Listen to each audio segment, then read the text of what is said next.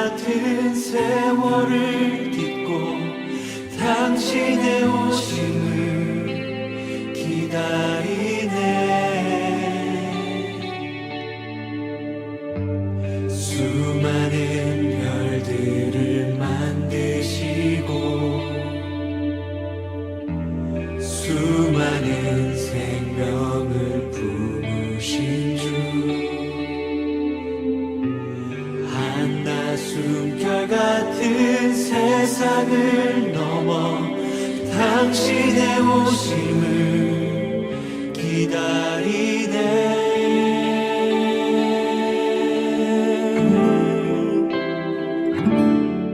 사랑하는 워무드에게 확실히 넌 탁월한 진보를 보이고 있다. 단 한 가지, 너가 너무 다그치는 바람에 환자가 제 진짜 위치를 깨닫게 될까봐 걱정이구나.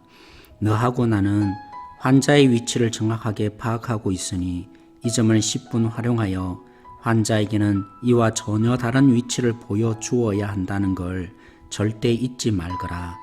알다시피 우리가 진로를 틀어놓은 덕분에 환자는 이미 원수의 궤도에서 이탈하고 있는 중이야.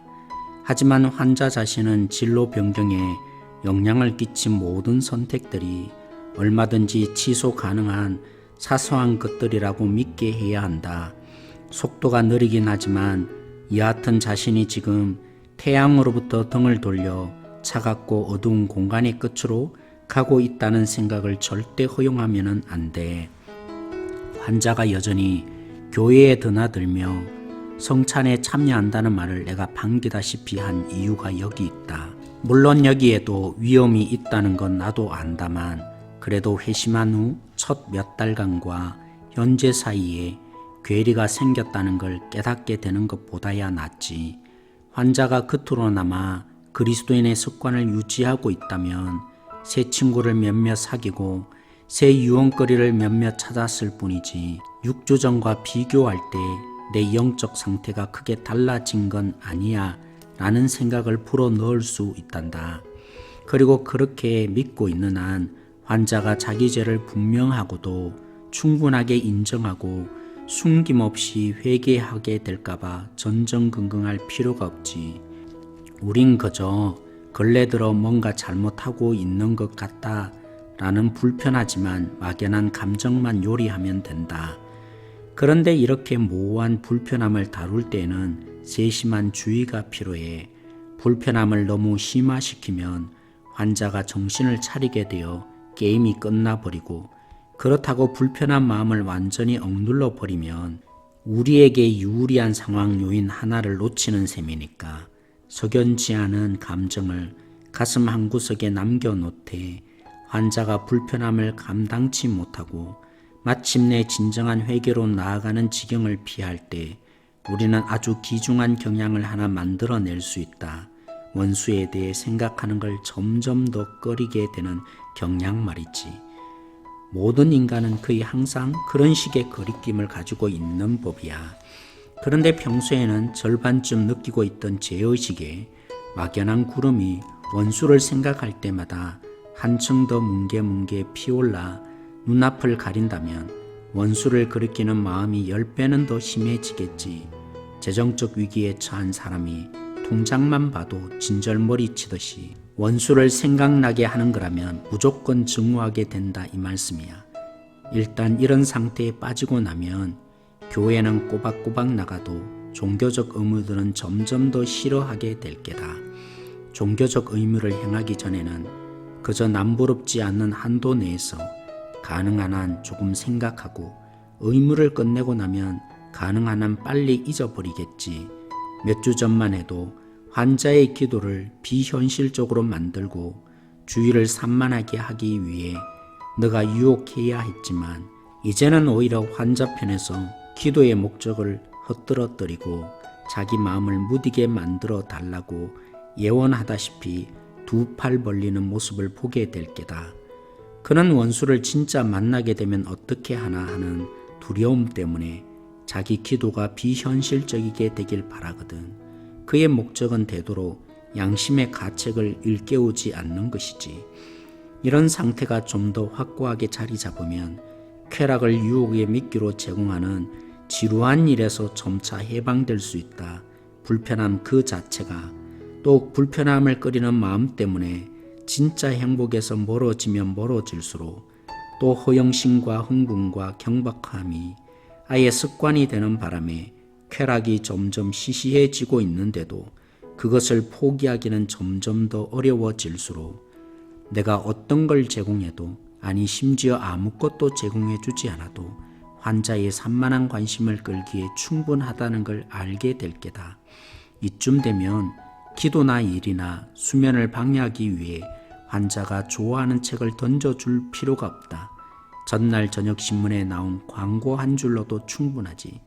시간을 낭비시키기 위해 그가 좋아하는 사람들과 즐겨 나누는 대화에만 의존할 필요도 없어 평소에 신경조차 쓰지 않던 사람들과 따분한 주제로 떠들게 하면 되거든. 또 오래도록 아무 일도 못하게 할 수도 있지. 굳이 술 마시며 떠들어대게 하지 않아도 썰렁한 방에 앉아 꺼진 불씨만 멍하니 바라보면서 늦게까지 잠 못 이루게 할 수 있다고. 마땅히 피해야 할 건강한 외형적 활동은 죄다 금지시키면서 그 대신 할 만한 일은 아무것도 주지 않을 수도 있지. 그렇게만 되면 내가 언젠가 맡았던 환자가 이곳 지옥에 도착할 때처럼 너의 환자도 이렇게 말하게 될걸. 이제 보니 나는 해야 할 일은 하나 못하고 좋아하는 일도 하나 못한 채 인생의 대부분을 보내버렸구나. 그리스도인들은 원수를 놓고 그분 없이는 아무것도 강하지 않다 고마했다. 아무것도 아닌 것이야말로 정말 강하고 말고 인생의 가장 중요한 시절을 설적할 수 있을 만큼 강하지. 인간은 달콤한 죄도 못 되는 것, 도대체 뭔지도 모르고 왜 하는지도 모를 것에 미적은하니 관심을 보이다 말다 하거나 자기도 잘 모르는 어렴풋한 호기심을 채워보다가 손장난이나 발장난을 하거나 좋아하지도 않는 곡조를 흥얼거리다가 혹은 흥미로운 욕망이나 야망이 자극된 것이 아닌데도 일단 우연이라도 발을 디디고 나면 도저히 빠져나오기 힘든 그 길고도 어둑한 몽상의 미로에서 헤매다가 인생을 낭비한다. 인간은 그만큼 혼미해지기 쉬운 약한 족속들이야. 이런 건 죄다 사소한 죄가 아니냐고 말하고 싶겠지. 다른 젊은 유혹자들처럼 깜짝 놀랄 만한 죄악을 보고하고 싶은 안달난 꼴이 보이는구나. 하지만 명심하거라. 중요한 것은 너가 환자를 원수에게서 얼마나 멀리 떼어놓느냐 하는 것 한 가지뿐이다. 아무리 사소한 죄라도 그것이 사여 인간을 빛으로부터 아무것도 아닌 것으로 조금씩 끌어올 수 있으면 그만이야. 만약 도박으로 그런 효과만 낼 수 있다면 살인을 유도하는 것보다 못할 게 없다. 사실 가장 안전한 지옥 행길은 한 걸음 한 걸음 가게 되어 있다. 그것은 경사도 완만하고 걷기도 쉬운 데다가 갈래길도 이정표도 표시판도 없는 길이지. 너를 아끼는 삼촌 스크루테이프. 6월 넷째 주 스크루테이프의 편지 12번째 시간입니다. 우리가 하나님으로부터 벗어나는 것들을 사소한 것으로 여겨서는 안 됩니다. 얼마든지 취소 가능한, 그러니까 되돌아갈 수 있는 것들이라고 생각해서는 안 됩니다. 하나님의 사람으로 자라지 못하거나 하나님과 거리가 멀어지는 것에 대해 철저한 절망은 하나님께로 돌아가게 하는 회개의 역사를 주지만 적당한 불편함은 점점 더 하나님으로부터 멀어지게 됩니다. 신앙적 후퇴나 유지에 대한 양심의 가책이 오게 되는데 괴롭고 대면하고 싶지 않아 피하게 되면 예수님을 더욱 꺼리게 됩니다. 혹 적당한 거리감으로 자신의 양심의 가책을 주는 성령의 인도를 무시하고 있지는 않습니까? 절망은 하나님께로 돌아가는 기회라고 하는데 너무 지쳐서 생각조차 하기 싫은 마음은 도대체 어디에서 일어나는 것일까요? 하나님을 사소하게 여기고 자신을 지나치게 과도하게 사랑하기 때문은 아닐까요?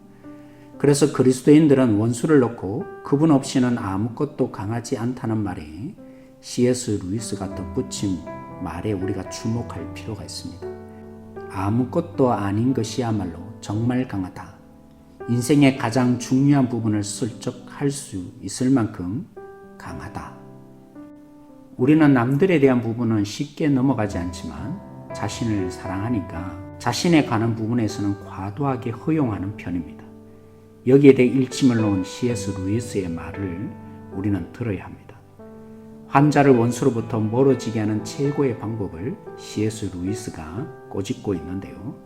아무리 사소한 죄라도 그것이 사여 인간을 빛으로부터 아무것도 아닌 것으로 조금씩 끌어올 수 있으면 그만이다. 지옥은 경사가 완만하고 걷기도 쉬운 데다가 갈래길도 이정표도 표지판도 없는 길이라고 표현한 것이 뭘 뜻하겠습니까?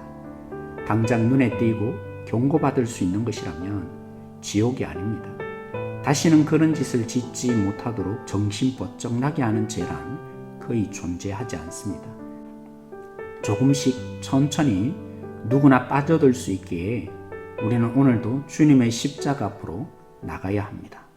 마태복음 23장 23절에서 24절 말씀입니다. 화 있을진저 외식하는 서기관들과 바리새인들이여 너희가 박하와 해양과 근처의 11조는 들이되 율법에 더 중한 바 정의와 긍휼과 믿음은 버렸도다. 그러나 이것도 행하고 저것도 버리지 말아야 할지니라. 맹인된 인도자여 하루살이는 걸러내고 낙타는 삼키는도다. 화 있을진저 라고 하면서 하나님의 심판이 망할 자라고 예수님은 바리새인과 서기관을 호되게 꾸짖고 있습니다. 이들은 박하와 해양과 근체라는 아주 보잘것없는 식물을 거둠에 있어서도 11조를 드리는 민감함을 보입니다. 하지만 정작 그들은 11조를 통해 하나님이 구현하고 싶었던 정의와 긍휼과 믿음을 저버리고 있습니다. 연약한 자를 끝까지 덮어주는 사랑인 정의, 하나님의 마음으로 섬기며 사랑하는 긍휼, 그리고 주님이 내 삶을 책임져 주신 결과로 얻은 것이라 인정하여 그것이 일상의 삶에 표현된 것이 믿음인데, 이를 위해 원래 11조를 하나님이 하라고 하셨죠.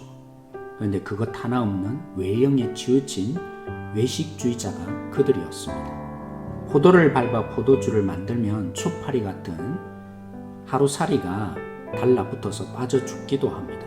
그래서 벌레가 들어간 포도주를 정결하게 하기 위해서 채로 걸러내는 일을 합니다. 정결을 위해 그렇게 철저한 그들이 정작 낙타는 삼킵니다. 자신의 유익되는 일이라면 눈 감고 삼키는데 낙타까지도 삼킨다고 말합니다.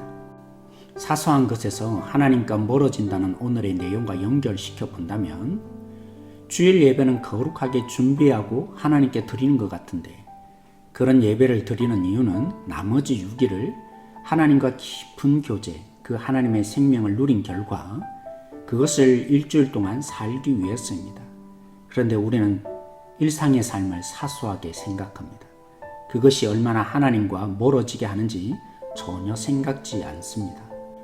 예수님이 책망한 외식하는 종교 지도자들과 우리는 얼마나 다릅니까? 윤동주 시인의 고백이 생각납니다. 죽는 날까지 하늘을 우러러 한 점 부끄러 먹기를 잎새가 이는 바람에도 나는 괴로워했다. 우리로서는 아무리 잘해봐야 괴로움이 전부입니다. 주님과 깊은 교제의 자리로 나아가 주님이 비춰주시는 빛이 비추어질 때 우리의 어둠은 물러가고 사랑은 모든 두려움을 물리치신다고 한 대로 주님의 사랑의 품에 안겨 주님을 누릴 때 우리는 주님과 멀어지게 하는 사소한 것을 내버려 두지 않고 주님의 영향으로 하나님과 더 가까이 가는 계기가 될 것입니다. 한 줄 질문입니다. 아무것도 아니라는 그것이 얼마나 강한지를 알고 주님으로 인해서 민감하여 지시겠습니까?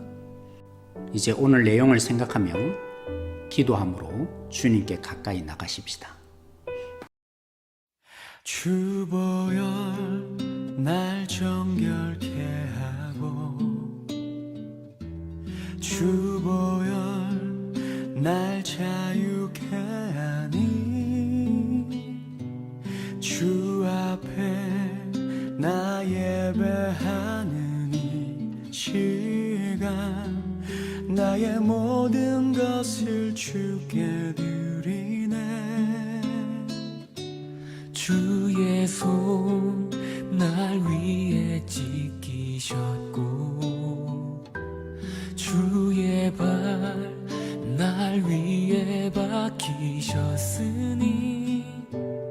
이제는 내가 사는 것이 아니요 오직 주를 위해 사는 것이라.